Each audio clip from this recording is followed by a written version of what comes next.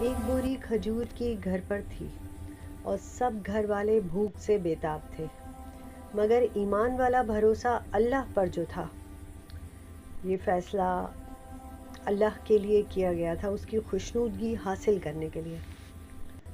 سال 180 ہجری دور تھا۔ مکہ کی سرزمین اتنی گرم تھی، سب حج کی تیاری میں مصروف تھے۔ اسی شہر میں ایک غریب آدمی سفیان ابن حتیب رہتا تھا، جو اپنی ماں کی بہت خدمت کرتا تھا اور لوگوں کے لیے مشق سے پانی بھرا کرتا تھا۔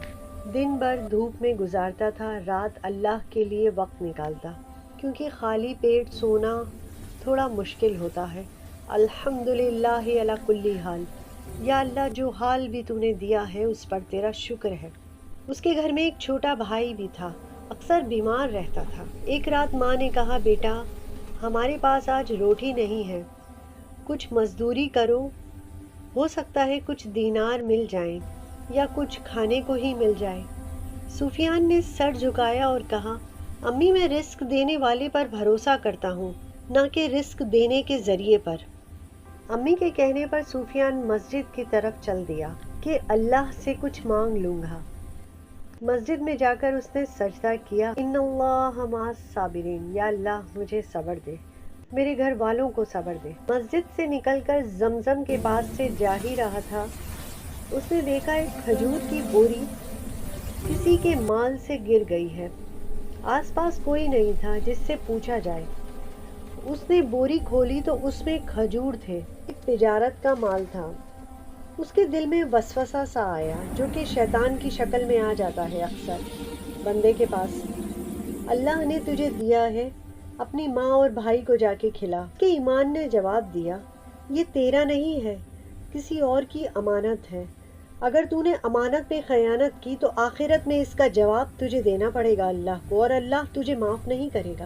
اس نے بوری اٹھائی اور گھر لے جا کر رکھ دی اور مالک کی تلاش میں نکل گیا۔ سوچو ذرا، گھر میں کھانے کا ایک دانہ نہ ہو اور امانت کو سنبھالنے والا ایسا ہو کہ صبر اور ایمان اللہ پر کتنا ہوا۔ سبحان اللہ۔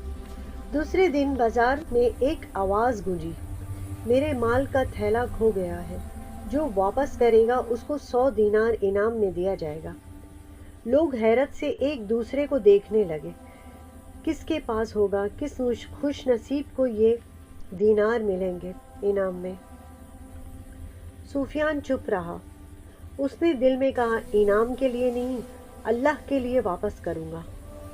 وہ آدمی کے پاس گیا اور خاموشی سے بوری رکھ دی، تمہارا مال یہ ہے، امانت کے طور پہ اپنے پاس سنبھال کر رکھا تھا۔ تاجر کی آنکھوں میں بے ساختہ آنسو نکل گئے۔ بھائی یہ مال میرا نہیں ہے، میں جہاں کام کرتا ہوں یہ مال اس کا ہے، اس نے میرے بچوں کو قیدی بنا کر رکھا ہے، اگر اس مال میں سے کچھ حصہ بھی کم ہوا تو میرے بچوں کو نہیں چھوڑے گا، وہ اپنے پاس قید میں رکھے گا۔ سفیان نے کہا، بے فکر رہو، اس میں سے ایک دانہ بھی کم نہیں ہوا ہے۔ تاجر بولا، مجھے خوشی ہے، اب بھی خدا کا خوف رکھنے والے اس دنیا میں ہیں۔ سفیان اپنے گھر کی طرف چل دیا۔ اس کی ماں نے پھر پوچھا، بیٹا آج کچھ مل گیا کھانے کو؟ سفیان نے مسکرا کر ماں کو جواب دیا، رزق نہیں لایا ہوں امی، مگر رزق دینے والے کو خوش کر آیا ہوں۔ لا یکلف اللہ نفسا الا وسعها، اللہ کسی شخص کو اس کی طاقت سے زیادہ کا ذمہ دار نہیں بناتا۔